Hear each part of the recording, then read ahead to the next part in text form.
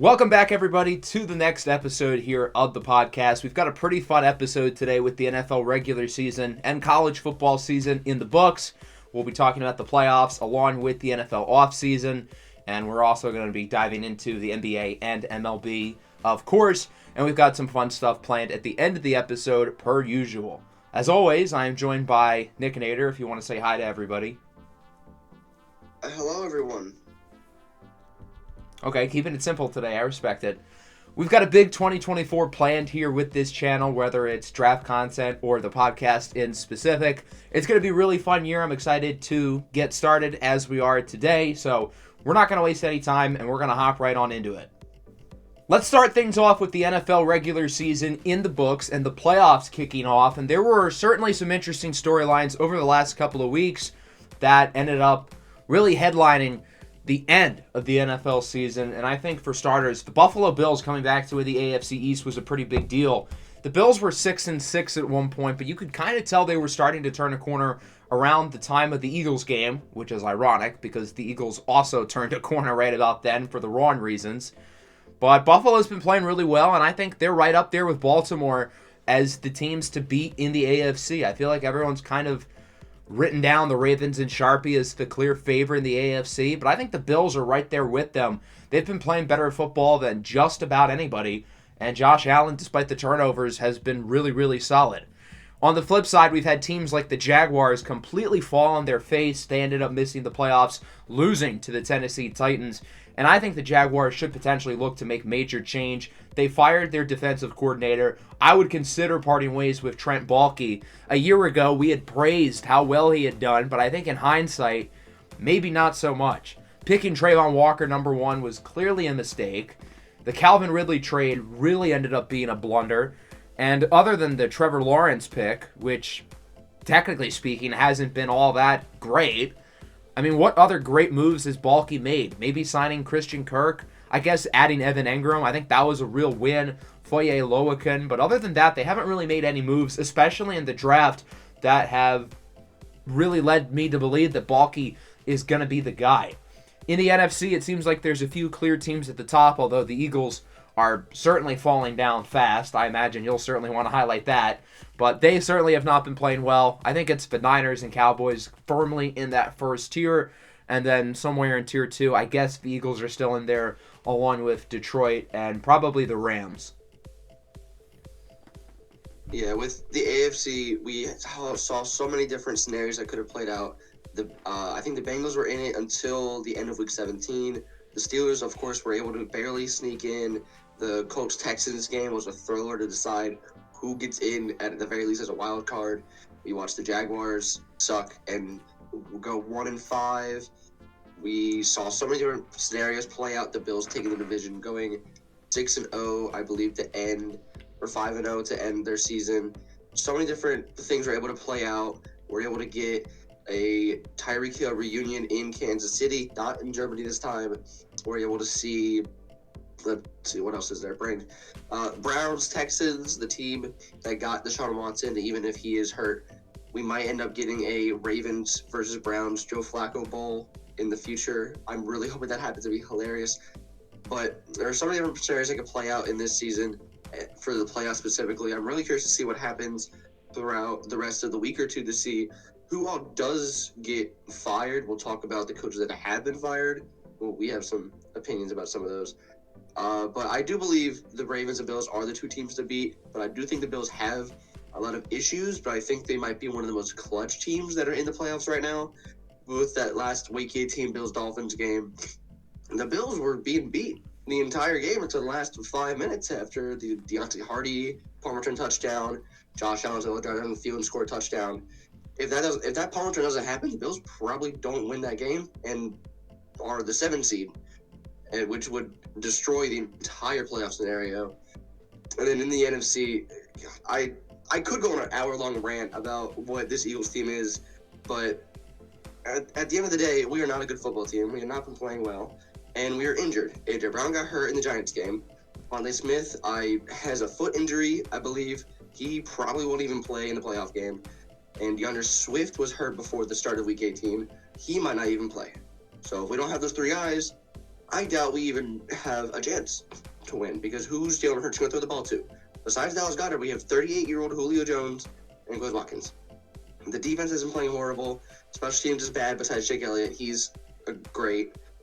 And I just don't trust this team to move forward, and I just cannot wait until we are out of the playoffs to see who the hell gets fired. Because, God, I'm curious to see who we end up firing.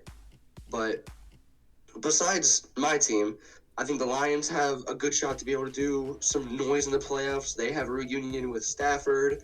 I'm going to be curious to see what happens with the Cowboys. I believe, to me, I think there's a few more issues to the Cowboys than people might think. I do think they're the second best team in the NFC right now behind the Niners, but I think they have more issues than people are willing to realize. If you can slow Dak down a little bit, that offense is not going to be able to do much. We've seen it multiple different times. The run game is really difficult for them to get started. Tony Pollard has not been able to be the bell cow back this year, and we've seen it multiple times with the Cowboys. If Dak Prescott gets slowed down, he's throwing interceptions, not able to go downfield to CeeDee Lamb, Brandon Cooks, this team might not be able to be there. And if you're able to get past their defense with Deron Bland, Gilmore, Micah Parsons, you can beat them. And it has been shown if they can lose, it's possible. But again, I do think they're the second best team. I think the Niners are the favorite. I think the Ravens are the favorite. But it's playoffs. Anything can happen. We'll see how it goes. Along with the end of the regular season, that means that Black Monday has rolled around, which means coaches and general managers, this is the day where they generally get fired. Since we had a handful of firings within the season, we've only had 2 coach firings so far. Arthur Smith fired from Atlanta. Not really a surprise for Bijan and Kyle Pitts stocks, and I guess Drake London too. Thank goodness. The bigger news happened around a couple hours ago, as of when we're recording this, as Mike Vrabel has been fired from Tennessee, and this is obviously a surprise because Vrabel's definitely one of the better coaches in the NFL. And when I first saw this, I figured I would give Tennessee the benefit of the doubt.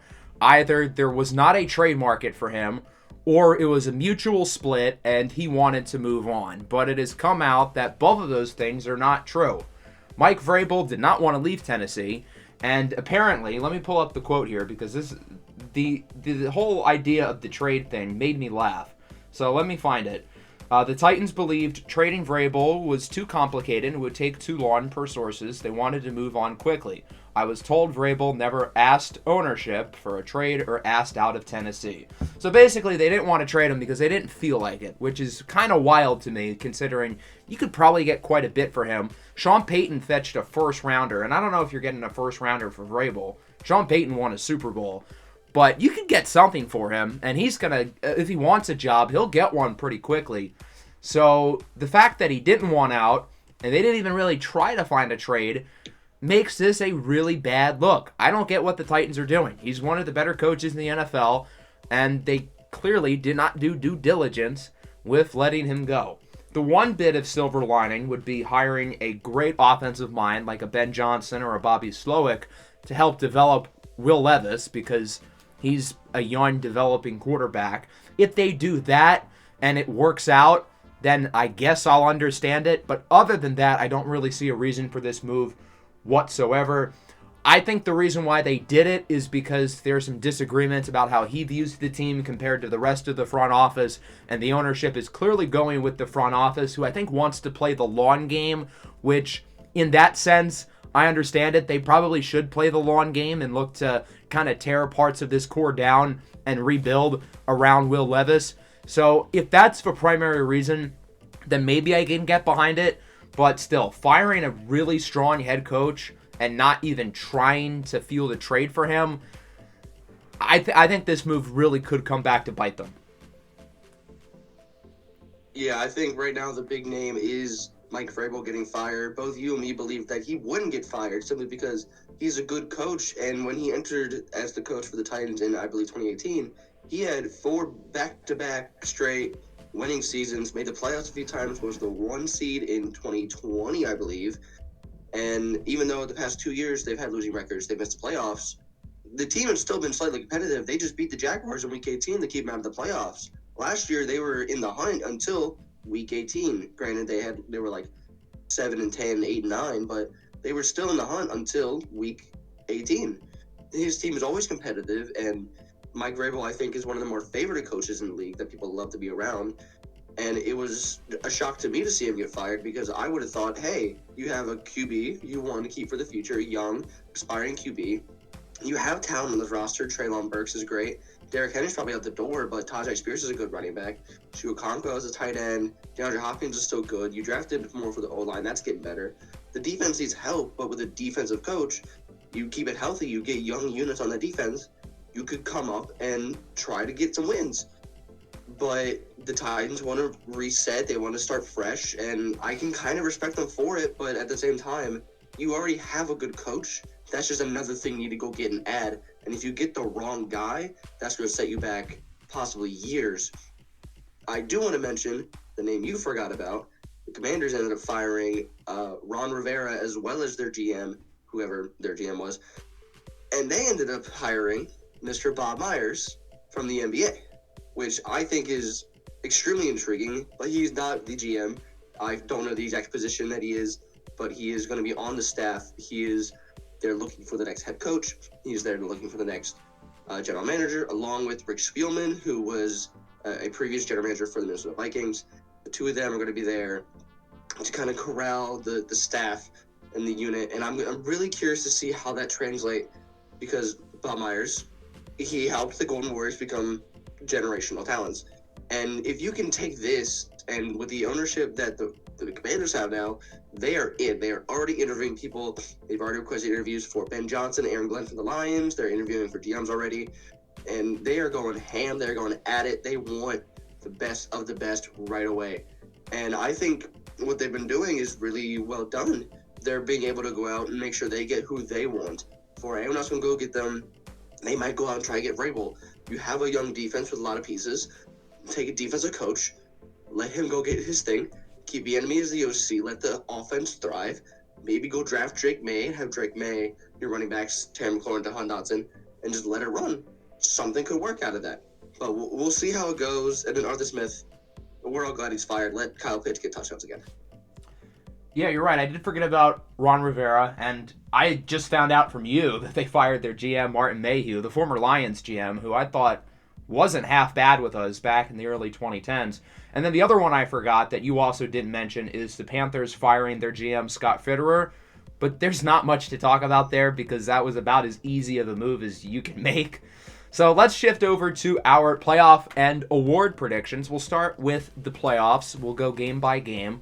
So in the wild card round, I have mostly the higher seeded teams winning. Actually, I think I have all the higher seeded teams winning.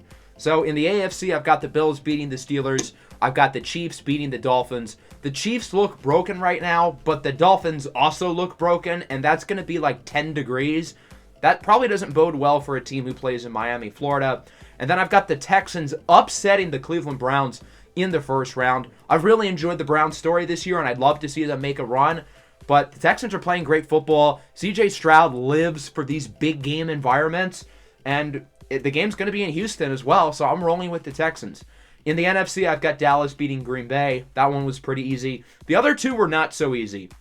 I think I'm going to be 50-50 with the Lions in the Rams game because everyone's talking about how well the Rams are playing, which objectively is true. They're one of the hottest teams in the NFL. But the Lions, I think, are also peaking at the right time.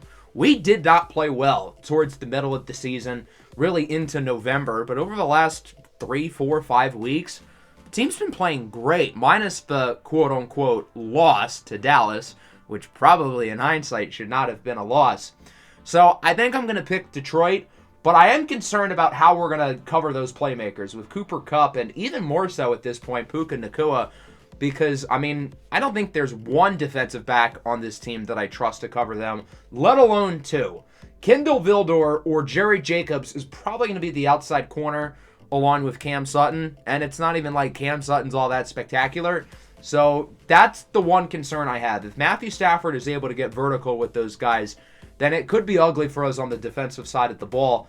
And then the other game between the Eagles and the Bucs, I'm picking the upset here again. I'm rolling with the Buccaneers. They've been playing well as of recent. The Eagles are probably even more broken than the Chiefs, which definitely says something.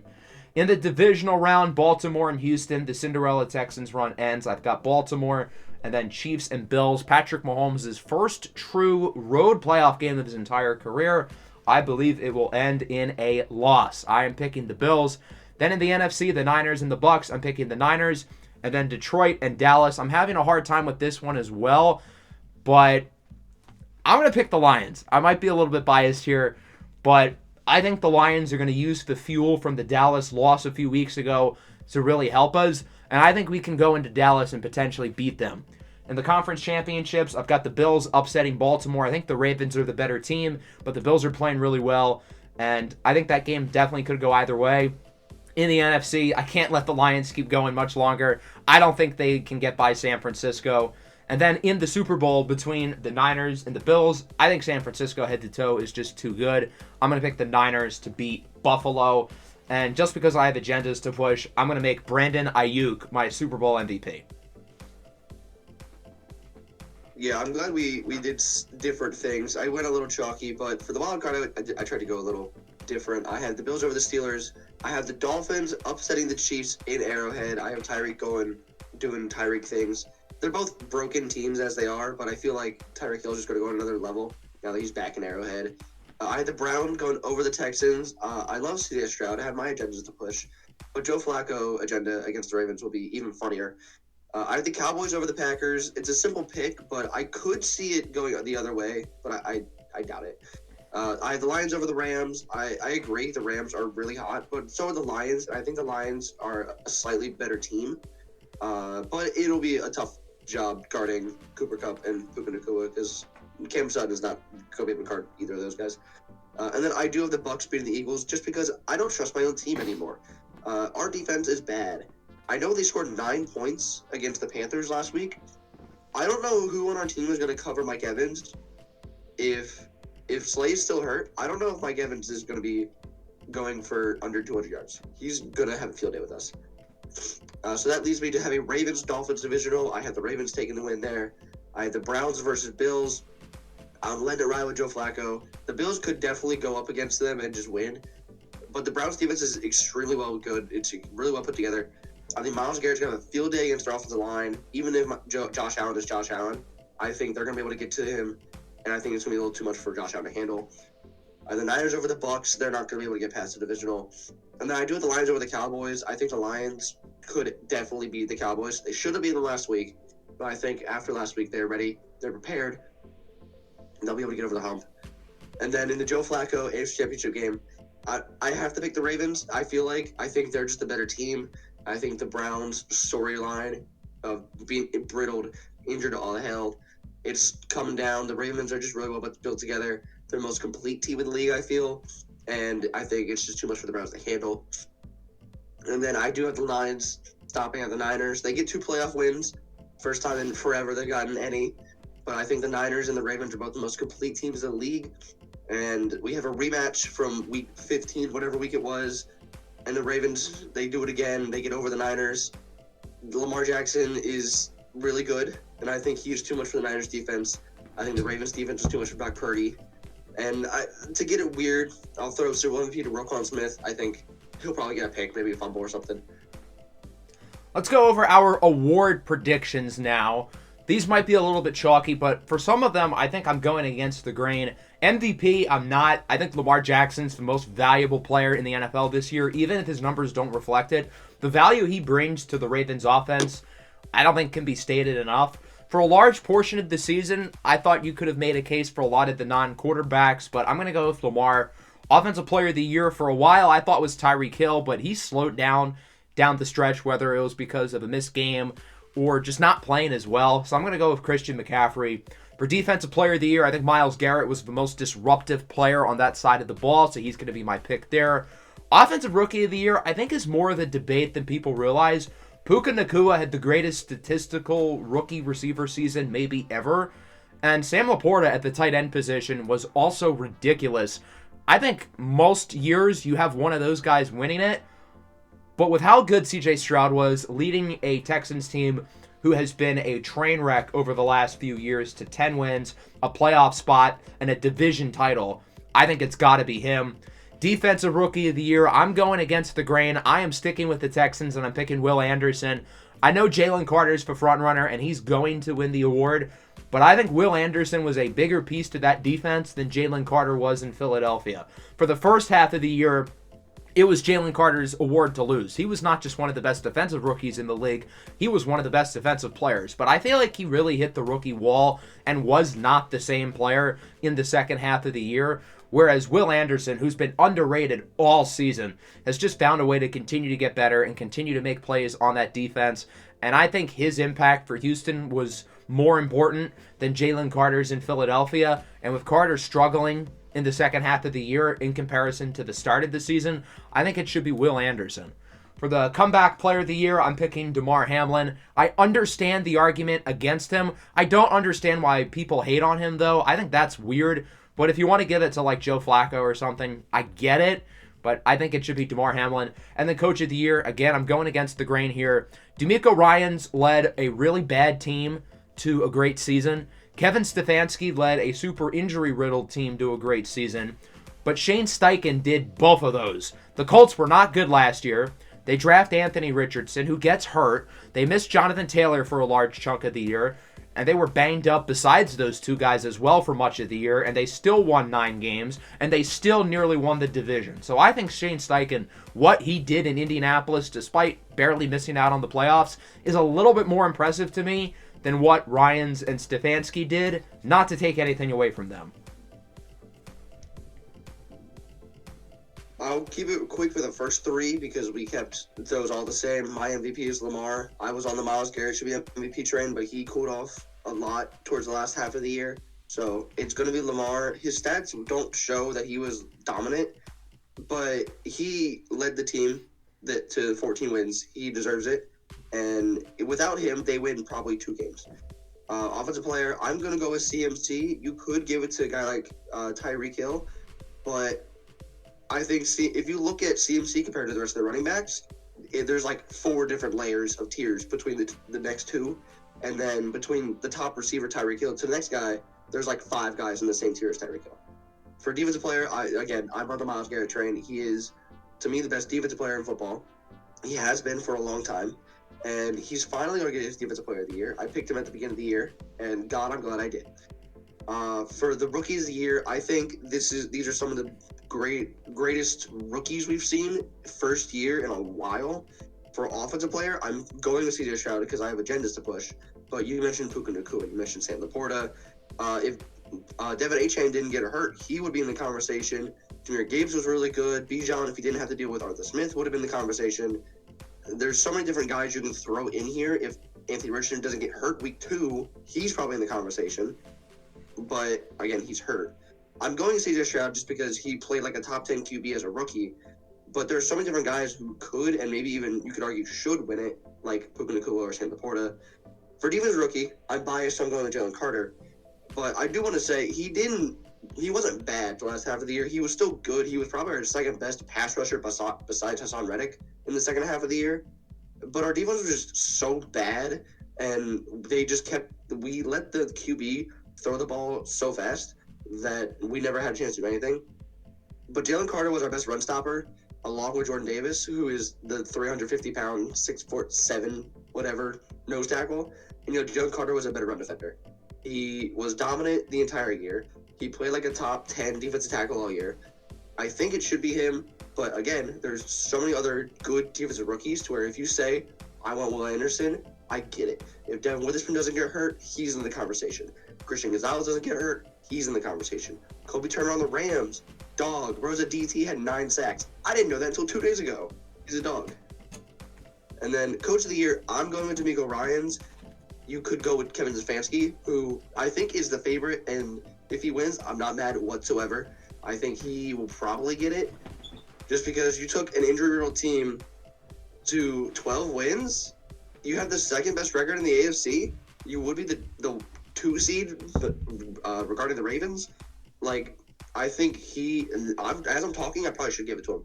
But DeMeco Ryans taking the team who won 3 wins last season, was projected top 5, 10 wins, wins the division, rookie QB. I think that is probably better than what Stefanski did. You could argue it's better than what St. Steichen did because the Texans were also injury riddled the entire year. They lost their starting running back. They lost Tank Dell, who was also in the offensive rookie case. Will Anderson was hurt for a few games. They lost their corners. They lost their linebackers. They lost so many different players. They had third stringers as their O-line for like half the year. And yet they were still winning games that had a top 10 offense with a bottom O-line because everyone was just injured. And shout out to St. Steichen. Shout out to John Harbaugh, Kyle Shanahan, and Kevin Stefanski. But I think taking an injured team who had 3 wins, had rookie QB, to 10 wins in a playoff division win, like, I'm biased, but I have to. And then comeback player is DeMar Hamlin. If you think otherwise, I think you're wrong, because what did Joe Flacco come back from? Retirement? I don't know. So let's briefly go over the national championship, which was last night. The college football playoff in the books, the last iteration of the 4-team playoff. Next year we're going to be moving to 12, and as a loud advocate for the 12-team playoff, I am very excited for that because I think that's going to be an overall plus for college football, but that's not what we're talking about here. We're talking about last night's game where Michigan beat Washington in the national championship, and they did it fairly convincingly. I think it was, 35-13, 34-13. Regardless, Michigan had control of that game really the entire way. It was clear from the very first drive where they got the ball, they controlled the trenches. They ran the ball well. Donovan Edwards had the first of 2 really long touchdowns in the first quarter. I give Washington a little bit of credit. They made it a game in the second quarter, and going into halftime, they weren't in that bad of a spot, only down by 7, with starting with the ball. But then Michael Penix throws an interception on the first play of the third quarter, and then it just kind of goes downhill from there. And as an Oregon fan, I am not sad by this result one bit. Washington gets to go cry to sleep tonight while Michigan wins the championship. And I think the reason why Michigan won this game is because they had control up front on both sides of the ball. Michigan has some of the best play in the trenches in college football. Their offensive line's been brilliant all year. Their defensive line's been brilliant all year. And then in the playoff, their defense really stepped up against 2 very strong offenses. Washington in particular, with a Heisman candidate at quarterback and 3 likely high NFL draft picks at wide receiver. Rome Odunze in particular, obviously the name to watch out for, a guy who's probably going to go in the top 10. He was he made plays, but he wasn't as impactful as he's been throughout the year. That matchup between him and Will Johnson was easily the most intriguing one for me going into the day. Johnson's probably going to be a top 10 pick next year at corner, and he wasn't perfect. He had a couple penalties. He was a little bit grabsy, but he had the big interception in the third quarter, and overall, I think he did a pretty good job with Odunze, considering he's probably going to be an NFL star within the next couple of years. So shout out to Michigan, I guess, even though they definitely cheated. Pretty much every college sports team cheats. So they just did a worse job of hiding it, but it doesn't matter because they won the championship. Yeah, I feel like there's not too much to talk about just because it just felt like Michigan had control the entire game.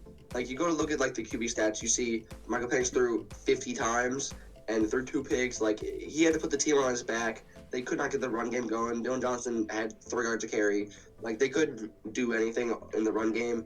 Michigan's D-line just stopped the entire run attempt for Washington and made Penix have to do it all himself.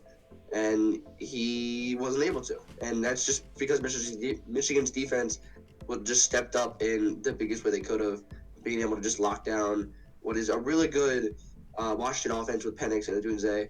And, like, J.J. McCarthy, all he had to do was kind of just throw checkdowns and just game manage. And that's all he needed to do. And he did his job. Like Corum and Donovan Edwards, they were fantastic on the ground. They had over 200 yards combined. They had 4 touchdowns. Both of them were great. Like Corum's going to be probably a day 2 pick in the draft, if I had to guess. They just ran the ball down Washington's throats, paws, and they were great. And there's not much for them to do. Washington's going to lose a lot of their seniors this year. Penix is going to be declaring. Odunze is going to be declaring. I'm assuming Jalen Polk. A lot of their defensive guys, Berlin Trice, Dog, is going to declare.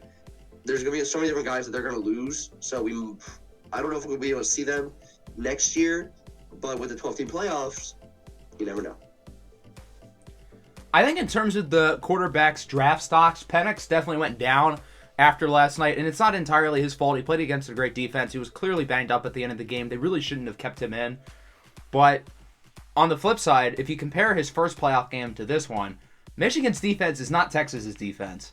And as we saw with CJ Stroud last year, he elevated himself against as close to an NFL defense as he would have ever played against, whereas Penix, he did not live up to the moment like CJ Stroud did. And then with JJ McCarthy, I mean, did his stock go up last night? I don't know how you can see him and see first rounder because Michigan clearly doesn't trust him. But anyway, the reason why I bring up those guys and their draft stocks is because the quarterback draft this year is going to be very interesting with what the Chicago Bears do with the number 1 pick, because they are in a very perplexing position. On one hand, you can keep it easy. You can draft Caleb Williams, trade away Justin Fields, and move on. I think there's a good shot this is the route they go with and probably should go with, because you're going to have to pay Justin Fields anyway. Yes, he's played better throughout this season, but you still got to give him the big contract, or big all things considered, like Daniel Jones, Derek Carr big, which is still big. And instead, you can have probably a better quarterback on a 5-year rookie scale contract. And the Bears did win games this year when Tyson Bagent was in, other than Justin Fields. But there's also a very strong argument on the other side.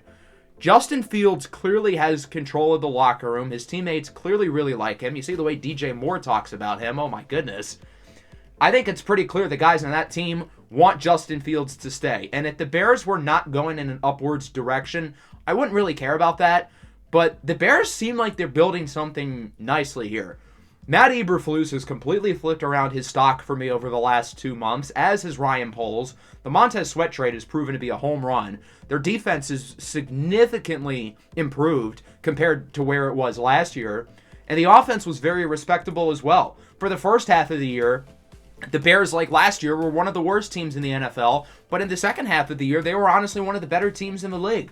They have a really good thing going right now with Justin Fields. So if you want to draft Marvin Harrison or trade back a couple spots with the number 1 pick, maybe still get Marvin Harrison anyway, I don't think that's a horrible option. I would probably lean the Caleb Williams route because you can still get a big-time playmaker like maybe Roma Dunze at pick 9 or Malik Neighbors. Now that I say that, Neighbors probably doesn't fall. I guess you're banking on Dunze making it to 9, which, I mean, I don't love your chances there. But regardless, I don't think that should stop you from making a certain decision at quarterback, which if I was making it, I think I would go with Caleb Williams. I think that's the more practical choice.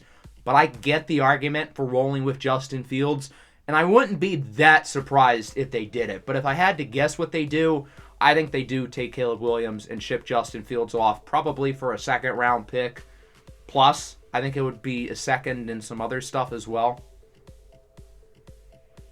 Yeah, this is probably one of the biggest conundrums at QB that we've seen in a while. It's a little similar to the Josh Rosen, Kyler Murray deal, but I think it's a more difficult decision than that because Josh Rosen was bad that year. His rookie year was really bad. But Justin Fields, on the other hand, he's not on that rookie deal. He's got, I think 2 more years until you got to pay him, and you're going to pay him $40 million a year probably. And I don't know if you're willing to do that because he hasn't taken that step to go be a top 10 QB. He might be a top 20, maybe top 15, but do you want to bake on him taking that step to be a top 2-tier QB, or do you want to trade him, get assets, and get a guy who looks like to be a top 2, top 1, or will be QB on a 5-year rookie deal? I think I would take Caleb Williams. That's what I would do. But you have a decision to make because by the time you get Justin Fields back this year, they started winning games. The Bears started like 2-7, 3-7, and they finished the year 5-3. But some of those games were with Tyson Bagent or whoever the hell they had. Some of those games were with Justin Fields. When Justin Fields came back, they played great. Week 17, Justin Fields had a field day against the Falcons. He had a touchdown on the air, touchdown on the ground. He was fantastic. He was making highlight reel plays, something people wanted him to make when he first came into the league. But then you get the Week 18 game against the Packers. They scored 9 points. They don't get a touchdown. He played fine, but nothing spectacular. with a guy like Caleb Williams, you already have an elite receiver with DJ Moore. You already have a good tight end. Maybe you get another running back. The O-line is already getting better. Donald Wright looks like a good pick. You need another center, maybe a guard. And the defense, since the trade deadline, the defense was playing like a top 10 unit. Montez Sweat is a really good pass rusher. And that second-round pick is probably worth it. Because by the time they would have gotten to that pick, all those top edge rusher prospects most likely will be gone. So you trade what could be an okay edge rusher for a guy who's probably a tier 2 edge rusher in the league right now. That's probably a lot better than whatever you would have gotten with that second round pick. Because Montez Sweat has just elevated his defense to be a top 10 unit. Jalen Johnson is a top 5 corner in the league. The safeties look really good with Brisker and Eddie Jackson. Kyler Gordon and the other corner on the roster that I can't think of. They're all really good. And you just have a really nice unit. You have good linebackers. You just need another pass rusher, and this defense is ready to rumble. Matt Eberflus has gone from I'm going to be fired to I have a few more years. Let's get this defense going. Let's get our QB. Let's roll. The Vikings are probably going to take a step back next year, not having Kirk Cousins all year. The Packers and Lions are going to want to be able to contend and stay at the playoffs. But I think if you get a guy like Caleb Williams, he ends up being who we all think he's going to be, you can contend right away for those playoffs. You can get wins against the Packers. You can get wins against the Bears. You can probably sweep the Vikings. You're going to get wins with Caleb Williams next year. But if you might be able to get wins with Justin Fields, but you can also get wins with Tyson Bagent. It's a conundrum. I don't even know what it is at this point. I would go Caleb Williams, but you could definitely go either or. You could trade out of the first. You can get probably 3 firsts again. Go rob the Giants or something. I don't know. So with that, we will shift our attention to the NBA. We'll go back to the NFL at the end of the episode, but let's briefly dive into the NBA season and where we're at over there. We've made it roughly halfway through the NBA season, and there are certainly some interesting things that have happened throughout the season. I will briefly start with the Pistons. I don't want to talk about this team too long because they are an absolute disaster. With Cade Cunningham likely out for the next couple of weeks, I'm curious to see how bad the on-court product is. Monty Williams, for the love of God, please give Jaden Ivey and Asar Thompson consistent minutes. I think Monty Williams has legitimately broken those two players at this point. Cade Cunningham might just be too good to break. And Jalen Duren, the only reason why he hasn't been broken is because he's missed a large chunk of the year. So Monty Williams has been a disaster. Troy Weaver, I was high on him for a while, and yes, I think he's a really good talent evaluator. He knows how to draft, but he does not know how to build an NBA roster. I mean, the big move that we made in the offseason was signing Joe Harris, who doesn't even play on one of the worst teams in NBA history. This team needs vets in the worst way. I don't know how you can take a team seriously when Isaiah Livers is in the starting lineup. Isaiah Livers is dead last amongst qualified players in offensive rating, and I'm pretty sure he's also dead last in defensive rating. If not dead last defensively, he's not far behind. He's dead last in true shooting percentage, so he can't shoot, he can't play offense, he can't play defense, yet this guy still starts. It's so bad that Kevin Knox starting over him is such a substantial upgrade that this team needs to do more often. That's all I'll say about this team because, my God, they suck. Some more interesting teams this year. I'm pretty sure your bold predictions at the beginning of the year was that the Pelicans were going to be really good and the Warriors were going to be really bad. And both of those things have actually come true. Give you credit. The Pelicans are playing really well right now, despite the fact that Zion Williamson doesn't seem to be the same guy that he was early on. Whereas the Golden State Warriors are a complete mess. And I've said that this is the beginning of the end of the dynasty. Once Bob Myers left, everything was going to crash and burn. I didn't think it was going to happen this quickly, though. The Draymond Green saga, what's new? He's back now. Klay Thompson is not the same player he once was. I kind of figured that Stephen Curry alone would be able to weather the storm and keep this team afloat for a little while longer, but even that might be too hard for him at this point.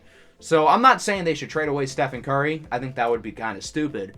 But they need to make multiple big moves at the deadline. And they also need to start trusting their young players. The way Jonathan Kuminga and Moses Moody have been used is just foul. It came out that Jonathan Kuminga's unpleased with his playing time and basically hates Steve Kerr. And to be honest, I don't really blame him. Jonathan Kuminga was a guy I was high on coming into the season. He's shown a lot of good things, and I think he can be a better player with a more refined role. I don't know what Steve Kerr is doing with that team because I feel like he is legitimately wasting some of those young players. Some surprise teams for the right reasons. You've got young teams like Minnesota who have not slowed down after their slow start. I'm pretty sure they're still in first place. I would like to see them maybe make another move if they can at the deadline, but I think they've got the right blend of having an alpha scorer with Anthony Edwards. You've got a great defense led by Gobert and Jaden McDaniels. Karl Anthony Towns can be a number 2 option. And then you've got a good group of veterans led by Mike Conley. The Oklahoma City Thunder, I think, very well could look to make a move as well. I think if they make a splash at the deadline, they are right up there as one of the elite contenders in the Western Conference. And I'm curious with the West if it's going to be a young team like Minnesota or OKC who makes it out, or if it's going to be one of the more veteran teams like the Nuggets who make it back. The Clippers have surprisingly played really well. At the beginning of the year, I threw the Lakers in this conversation, but ever since they won the in-season tournament, they've been as much, or if not even more of a disaster than the Warriors have been. So I don't think they're in the race right now. So I'm curious to see how the Western Conference goes here for the rest of the year. As for the East, I don't think it's as exciting. I think the Celtics are in a tier of their own, and I don't think anybody, including the Milwaukee Bucks, are very close to them at all. If anybody makes it past the Celtics in the Eastern Conference playoffs, I would be very surprised. It's January, though. Things change. Maybe the Bucks figure it out. Can't count out the Miami Heat. Maybe the Sixers. I'm not going to put my faith in them. So I would be surprised. I think it's the Celtics, not just conference, but really title as a whole to lose. They've been the best team in the NBA this year, and I don't think it's particularly close. Yeah, I'm going to start with the West just because they're a lot more interesting. I cooked on a lot of different things. I cooked with the Pelicans. I said they would be the 3 seed. They're only the 7 seed right now, but that's just more so because the West is just really good. And I sure as hell cooked with the Warriors. They're barely under 500 right now, but they're playing worse than the record says. Those 17 wins are because of Wardell Stephen Curry. But the West in general is really interesting to see. The Lakers are under 500. They're the 10 seed as of recording this right now. And besides LeBron James and Anthony Davis, the rest of the rosters has not been as good as they were last year. This is the team that's supposed to be riddled with depth, riddled with guys who, no matter who is on the court, can score, can defend, can do what they need to do. And since the in-season tournament, they've just not been able to do that. The Suns are barely above 500. The KD, Booker, Beal experiment is not working. They're not winning games. They're in it, I guess, but I don't even know if they'll be able to get past all these great defensive teams like the Timberwolves or the Thunder. The Timberwolves have probably the best defensive team right now. Anthony Edwards is looking like an elite scorer all year. Cat, who's still really good and is their second scorer, and Rudy Gobert is going back to his defensive player of the year, all-pro type of guy. So they're just amazing. I don't know if there is a room for them to go make another splash at the deadline, but I don't know if they need to, because their roster is just really well put together. But the Thunder have so much ammo to go out and get a guy like a certain someone in Utah that they have the ammo to go get him. They have the space on the court to put him and play him and just do really well with any kind of splash they can get. And if you get another all-star caliber player, this roster is up there in that tier 1 with the Nuggets and the Celtics, I think. But the West is going to be really interesting. We see the Nuggets are just the Nuggets. And the Clippers, after starting really bad, and James Harden playing really bad, they look all of a sudden really good, and they're the 4 seed. James Harden, Kawhi, Paul George, Russ, they're all playing really well together somehow. At first they weren't, but now they are. They're 7-3 in the past 10, and they've been cohesively really put together and are contending again. I don't know if I trust them in the playoffs because by then everyone's going to get hurt. But, I mean, we'll see what happens. I do want to give a small shout-out to the Grizzlies.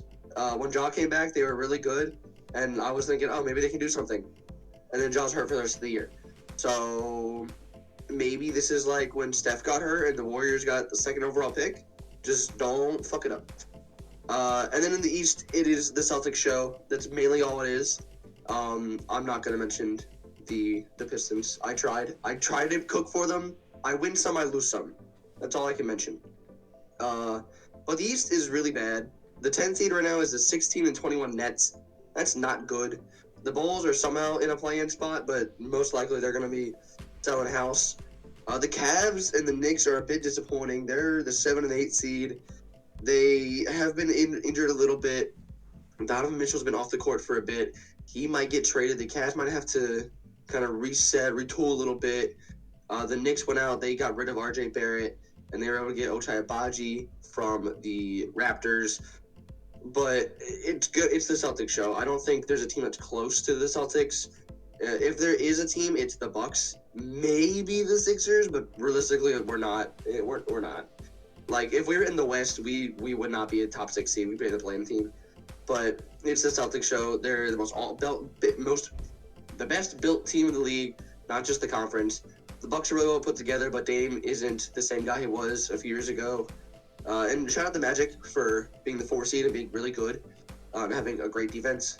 But Franz Wagner got hurt, so I think he might be out for the year or at least extended period of time.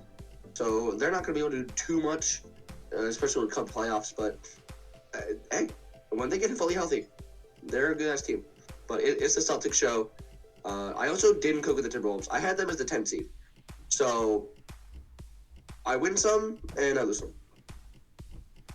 Can't win them all, indeed. I think as we get to the trade deadline, this is going to be one of the more interesting trade deadlines in recent memory because there's a handful of big names who could be available. Lauri Markkanen, Zach LaVine, Pascal Siakam, DeJounte Murray's name has now been floated within trade rumors. I think of those 4, only one of them would fetch a gargantuan return, and that's Lauri Markkanen with the Jazz, who's been phenomenal over the last couple of years. He's still got some time left on his contract. I think it would be a massive haul of players and picks to get him.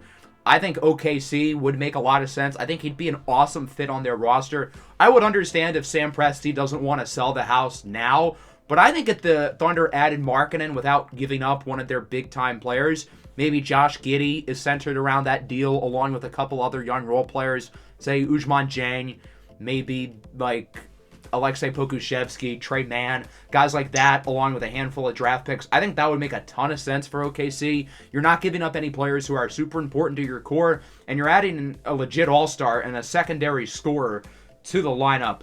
I think there are a couple other teams who could work, but I would love to see him in OKC.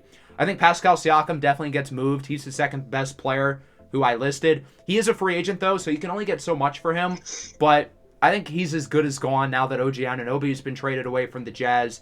DeJounte Murray's an interesting one. I think the Hawks probably should just get what they can for him at this point.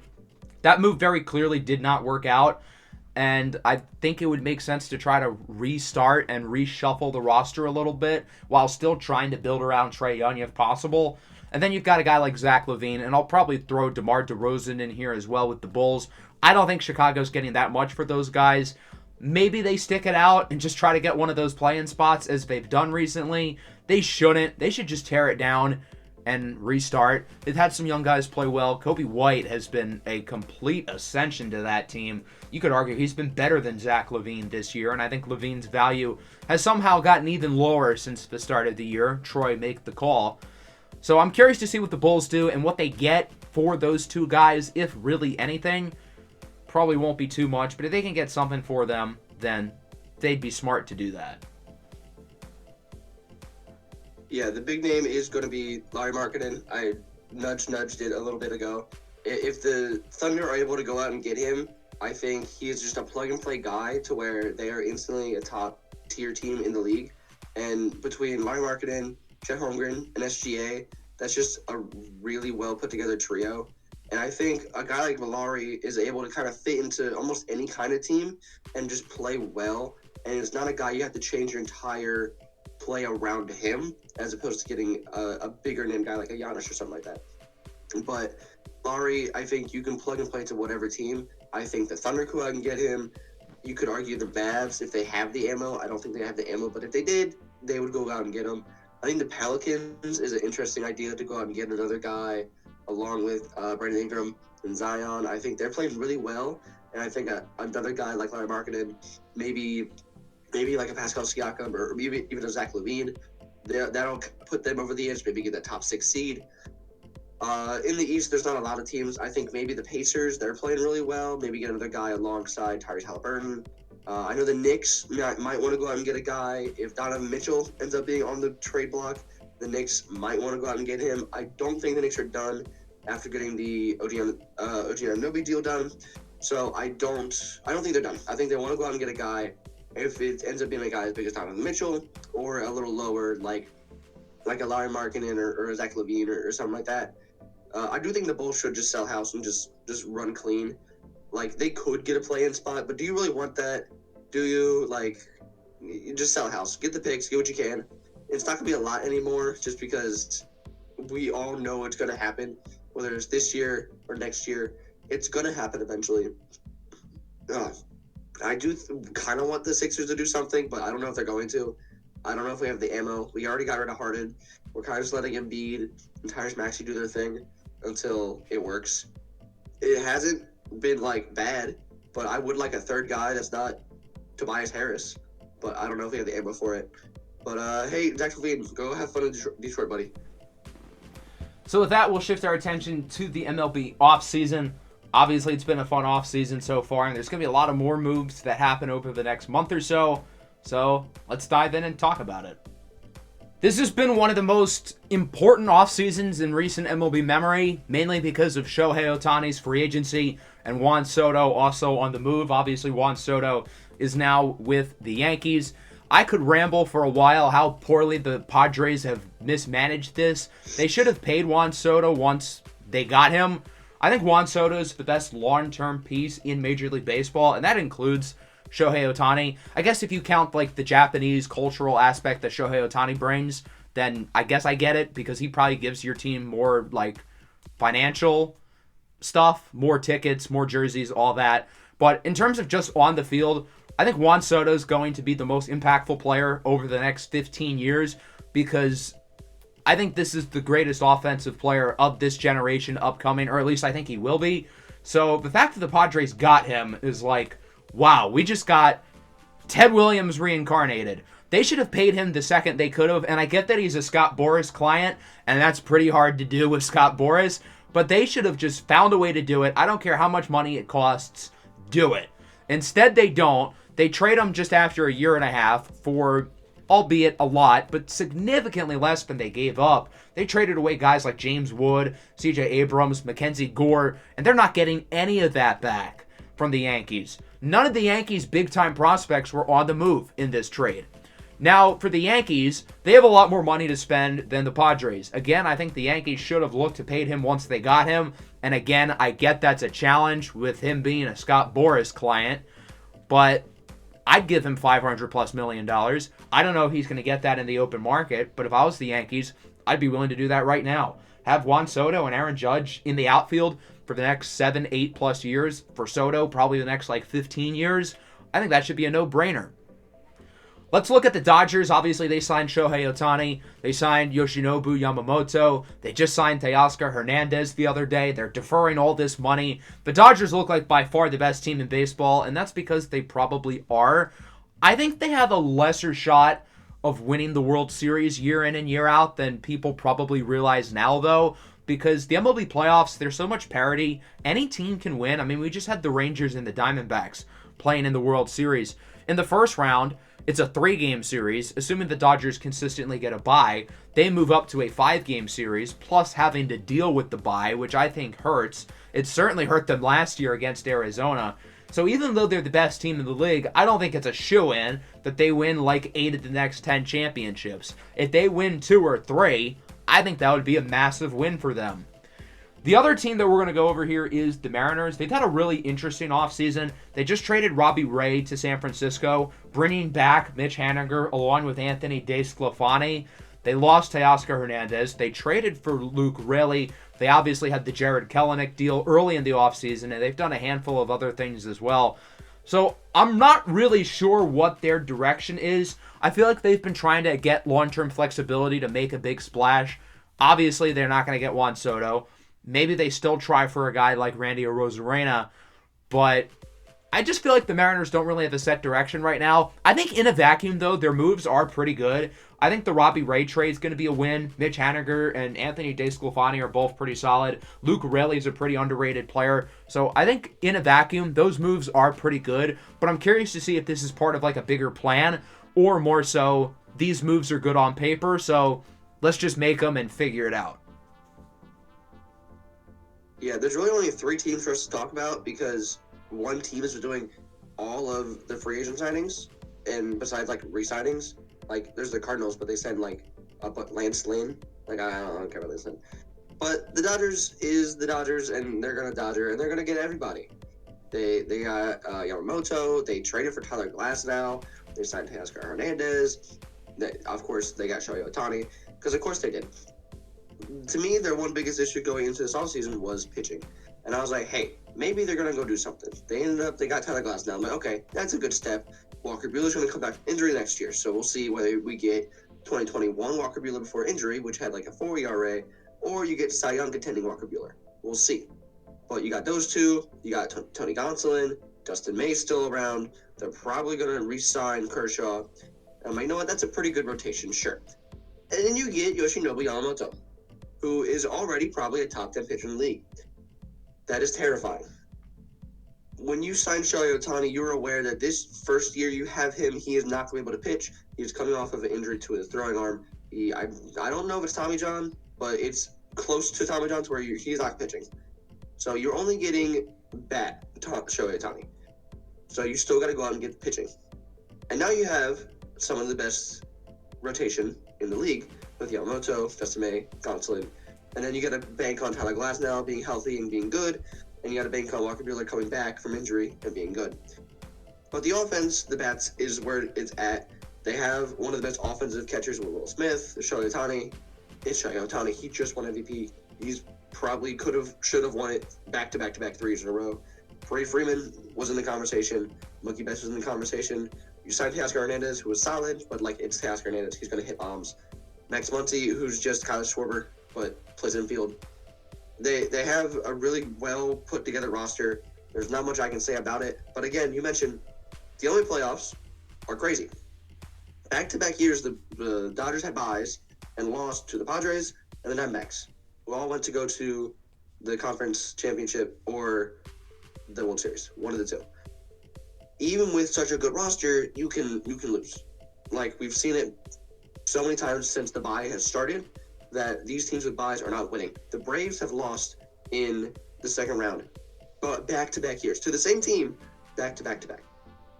You don't know what's going to happen when it comes playoff time. You could have a team of Hall of Famers, but if you're all cold, you're not winning, and that's just how it's going to be. The Yankees got Juan Soto. I'm mad. I didn't want it to happen. I wanted to be a Mariner because I thought it'd be funny. But he's a Yankee, and now we're all sad because now the Yankees and the Dodgers are cool and they're good, but we don't want them to be good. But it's good for the Yankees because Juan Soto is really good at baseball. He's probably a top 5 player in baseball. But I'm curious to see if you're going to get Padres Juan Soto or Nationals Juan Soto. There's a vast difference between the two. Padres Juan Soto is still really good.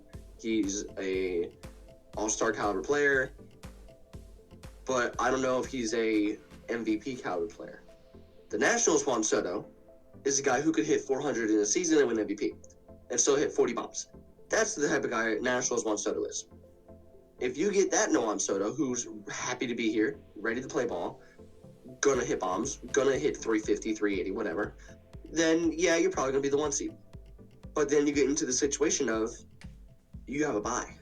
Are you gonna be good? What happens then? Because the only team that has been able to get past these byes is the Astros.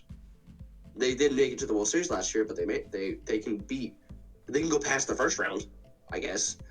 And then I'll mention the Mariners. I like the moves they've done. They were gonna trade some sort of pitcher because they have so many on their roster, and Robbie Ray made the most sense just because they spent the big contract on him, and you kind of want to get the contract off your hands, and you want to be able to kind of get rid of him because since you signed him, he's kind of been a little bit of a liability.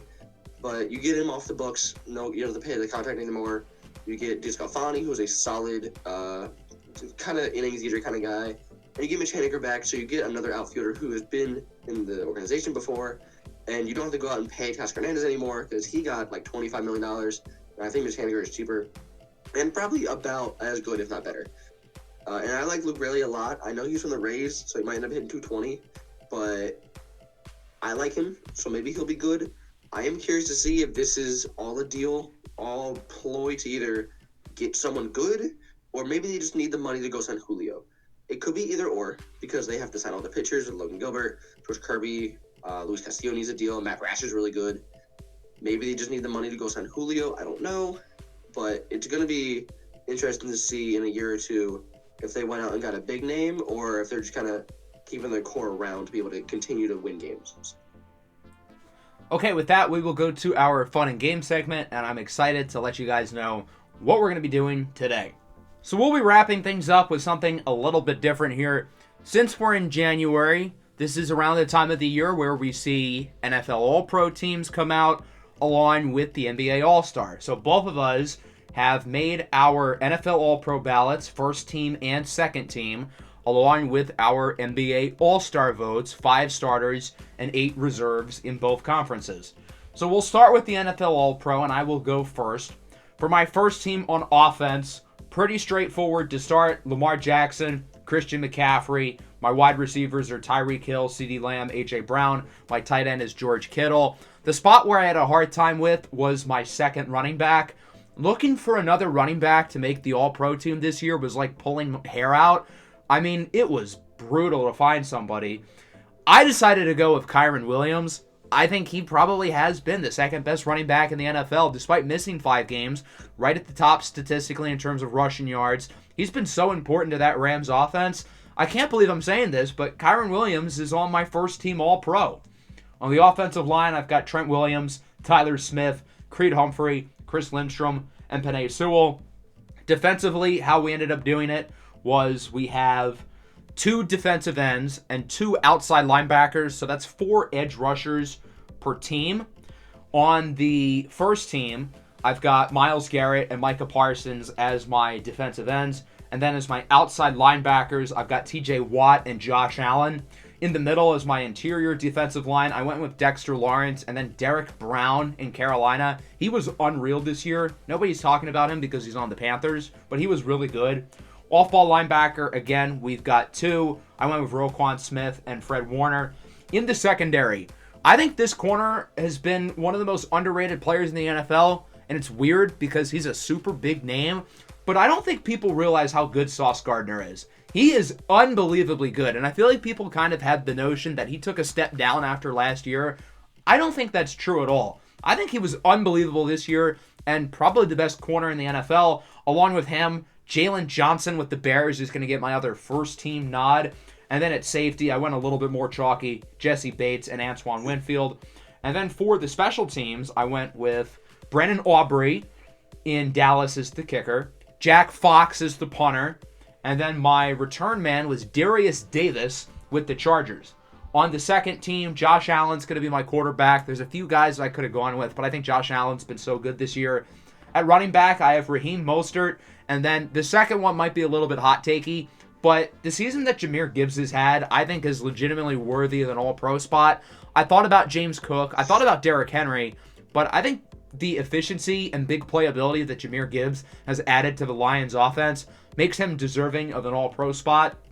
At wide receiver, I went with Puka Nacua, Mike Evans, and Amon-Ra St. Brown. Sticking with the theme of Lions, I have Sam Laporta at tight end. And then on the offensive line, I went with Christian Darrisaw, Joe Thuney, Frank Ragnow, Zach Martin, and Lane Johnson. Defensively, I've got Nick Bosa and Max Crosby as my defensive ends. Alex Highsmith and Khalil Mack as my outside linebackers. Aaron Donald and Quinnen Williams inside. My off-ball linebackers are Quinnen's brother, Quincy Williams, along with Bobby Okereke. At corner, I have Deron Bland and Charvarius Ward. In the back end, I have Kyle Hamilton and Javon Holland. And then my special teamers are Jake Elliott, AJ Cole, and then my return specialist is Keyshawn Nixon with the Packers. A lot of these are going to be very similar just because a lot of the best players in the league are going to be the first team All-Pro. For QB, I have Lamar. He's the MVP. For running back, I had CMC. He's the Offensive Player of the Year. He is the best running back. I'm a little mad you did the same thing. I also went with Kyron Williams as my second running back. Looking through, I agree. There's a big drop off after CMC, and no one had like another outstanding year. I was like, oh wait, Josh Jacobs, let's go. He had like 800 yards. I'm like, oh what? Where did it happen? For receiver, Tyreek Hill, CeeDee Lamb, and I went with Amon-Ra St. Brown, the Sun God, in the first team All-Pro. He was outstanding. For tight end, I have George Kittle. For the offensive line, I have Jordan Mailata and Penei Sewell as my tackles, Chris Lindstrom and Tyler Smith as my guards, and I have Jason Kelsey as my center. On the defensive side, I might have switched a few guys who were defensive end, outside linebacker. It is sometimes hard to kind of differentiate the two. But for defensive end, I went Myles Garrett, Micah Parsons. For edge, I went TJ Watt and Max Crosby. I've always seen him as more of a edge, outside linebacker kind of guy. I don't know. Defensive tackle, I went Dexter Lawrence and Aaron Donald. A lot of people aren't talking about Aaron Donald. He was really good at football this year. I know it's Aaron Donald, so it's like, no duh. But people don't talk about him this year. He was outstanding. For linebacker, I went the two best guys in the league, Fred Warner, Roquan Smith. For the cornerbacks, I went Jalen Johnson, who I think was probably the best corner this year. He was outstanding. And I gave the first team knock to Jerron Bland. He was really good in coverage, had, 10 picks or something like that. He was ridiculous. It had a few games where he wasn't good. The Seahawks game was really bad. But he was outstanding in coverage, outstanding getting the ball in his hands. For safeties, I went Shockey, Antoine Winfield, Jesse Bates. For kicker, I'm going to stand biased. I'm going Jake Elliott. Him and Brandon Aubrey were the best two kickers in the league by far. Brandon Aubrey had like 5 more field goals kicked, but the percentage for kicks was exactly the same. I think Jake Elliott was like maybe a point or a percent lower, but just because he had less kick attempts. If he had the same amount of kick attempts, they had the same percentage. I know Brandon Aubrey's a rookie, but I'm biased, so I'm going to Jake Elliott. For punter, I'm going Jimmy Gillian, who I believe is the one on the Jets, if I'm not crazy. And yeah, no, I lied. He's on the Giants, other New York team, but he's good. The Giants punt a lot, so. And for first team return man, I'm going Tylan Wallace on the Ravens. He's the guy who had the punt return touchdown against the Rams to win the game in OT. And then for second team All-Pro, the offense, I have Josh Allen. You could argue for stat-wise, he might be the best QB, but he's still really good. For running back, I'm going to go with Derrick Henry. No one's going to talk about him. He had some games where he had like 15 carries for like 20 yards, and then some games where he had like 20 carries for like 130 yards. So he's still really good at football. And I'm going Raheem Mostert. He had 18 touchdowns. He was really good in that offense. If he was the main guy, even without Devin Achane, he was still really good. And then for the second team receivers, I'm going A.J. Brown, Puka Nacua, and Mike Evans. There was a few guys I really wanted to put in there. Brandon Ayuk comes to mind off the top of my head. But Mike Evans was really good. And on a Bucs team with Baker Mayfield, he had like 15 touchdowns. He's really good. Tight end Vincent Laporta. I almost put him at first team All-Pro. I thought about it, but George Kittle was just a bit better. And then on the offensive line, my tackles were Trent Williams and Christian Darrisaw. My guards were Landon Dickerson and Quinn Miners from the Broncos. And my center was Frank Ragnow. My D-ends were going to be Nick Bosa and Khalil Mack. Mack was really good with the Chargers. Even though that 6-sack game kind of inflated his stats a little bit, he was still really good. And for the outside linebackers, I went Josh Allen and Aiden Hutchinson. He was really good. I know there was a few games where he wasn't good, and I know you were kind of hating on him a little bit, but I think he was still really good, and I think he deserves at least a second team All-Pro nod. For defensive tackle, I'm going Quinn Williams. I thought about Derek Brown. I'm joining the bandwagon. Lee McNeil is really good at football. I know he missed a few games, but I'm still giving him the nod. He was outstanding. For linebackers, I'm going Patrick Queen and Blake Cashman, 2 breakout guys. I think they're both free agents at the end of the year, but they're going to get some money. For corners, Sauce Gardner's got to be in there. He's a top 5 corner. He needs to be in the conversation. And then I went Trent McDuffie. He was outstanding, had a breakout year. It feels weird not having Pat Surtain Jr. in there, but I'm going to shout at him because he's really good at football. Safeties, I went Javon Holland. He's a top 5 safety. And maybe this is a bit biased, but he was still really good. Reed Blankenship is just really good at football. If you can put Jahmyr Gibbs in here, I can put Reed Blankenship in here, goddammit. Kicker, Brendan Audrey. Again, him and Jake Elliott, the best 2 kickers in the league. I don't care about Justin Tucker right now. I don't really care. I'm biased, whatever.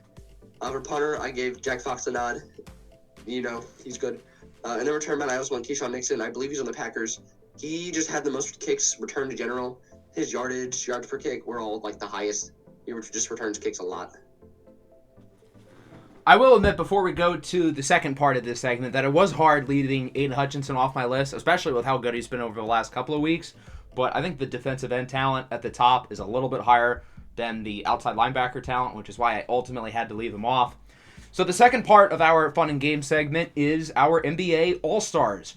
We've got 5 starters per conference and 8 reserves. I'll go first here. For the East, I feel like there's 4 clear starters. In the front court, you've got Tatum, Giannis, and Embiid. In the back court, I think Tyrese Halliburton has to take one of those spots.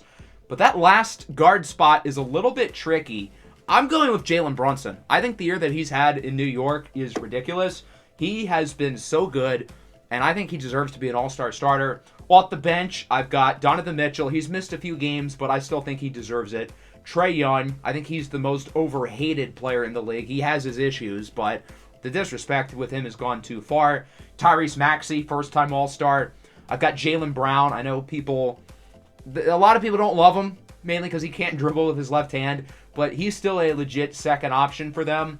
Paolo Banchero, first-time All-Star at just 21 years old. He has been ridiculous, especially as of lately in the month of January. He's been awesome. And I was surprised to see how good his numbers were. I knew his numbers were good. I didn't know they were this good, though. He deserves a spot. Julius Randle, yeah, he's a little inefficient, but he still deserves a spot. I have one Heat player. It's not Jimmy Butler. I'm going with Bam Adebayo. I thought about Jimmy for my last spot, but I'm going to go with Kristaps Porzingis. I think he's been one of the most underrated players in the league for a few years now. And now that he's on a contender, he's finally getting the respect that he deserves. In the Western Conference, again, I feel like there were 4 pretty easy picks. In the backcourt, SGA and Luka.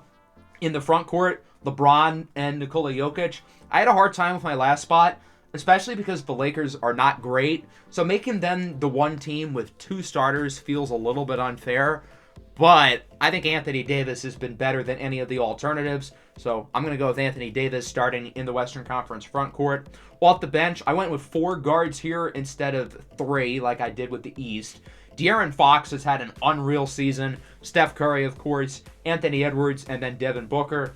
For the front court, there were a few easy spots. I went with Kevin Durant, Kawhi Leonard, Lauri Markkanen, and Domantas Sabonis. There were a handful of guys I had trouble leading off.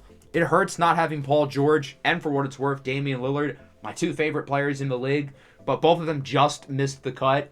Alperen Şengün, I feel like, deserves a spot with the Rockets. I thought about him over Markkanen, but I think Lauri's just been a little bit better.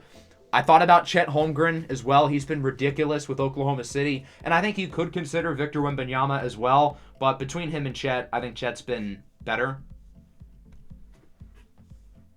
Starting with the East, we had a lot of similar things. I think Halliburton has to be one of the guards. In the front court, I went Tatum, Giannis, and Embiid. I think those should be the easy 3. I did almost put someone in there. I will mention them in a minute. But the other guard spot, I think there are definitely a couple different answers you can go with.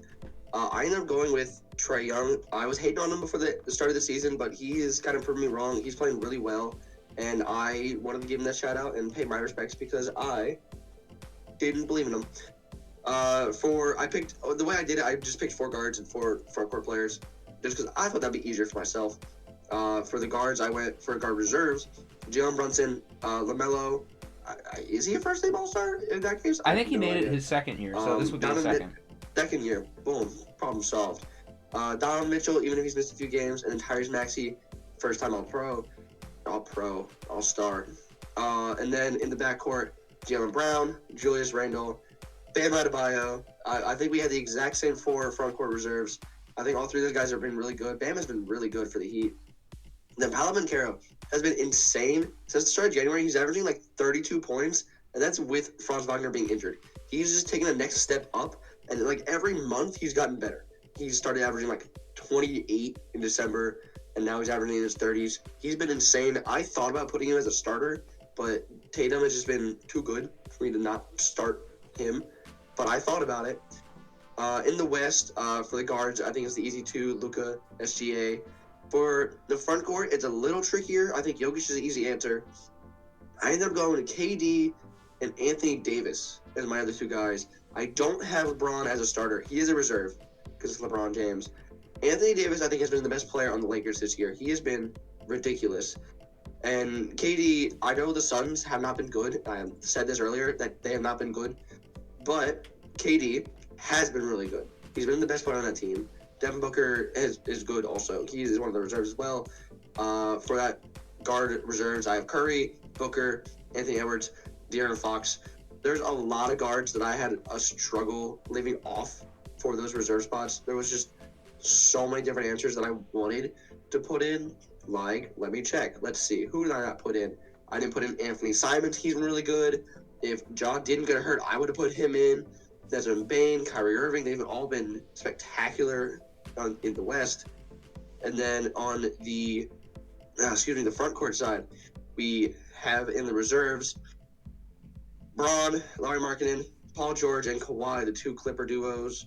They have been both really good. I almost put Brandon Ingram in there. He's been probably the best player in the Pelicans this year. Jeremy Grant and Alperen Sengun, they've been really good. Cat has been really good since coming back from injury this year. I was going to put Zion in there, and then I saw he hasn't been as good. So I can't put Zion in there. I do want to shout out Chet. I want to shout out Triple J, Victor. All three of those guys have been really good, and you could argue putting them in, and if you have more reserves, they probably might get in. But I think if Chet gets in, then I don't think Victor gets in. So I think Chet's just been better, and he's also been on a better team, so that kind of helps. But you could kind of argue with Victor getting in, but I feel like it just has not been good enough to be able to get in. But it's Victor Wembanyama, and the NBA voters might glaze on him. So we'll see if he gets in. All right, that should just about do it. We had a lot to cover today, but a very fun episode nonetheless. If you have any words of wisdom for the viewers before we leave, let them out. I beg the NFL gods that Matt Patricia and Sean Desai are no longer Eagles in 2 weeks. I beg. I'm glad you enjoyed the Matt Patricia experience as much as I did. So, of course, there's going to be a lot of content here coming on the channel within the next couple of weeks. NFL draft season has arrived. We're going to be making that an emphasis here on the show, along with other mock drafts and whatnot. It's going to be a lot of fun, so get ready, because it's going to be good. Make sure to like and subscribe for those who are new. Peace out.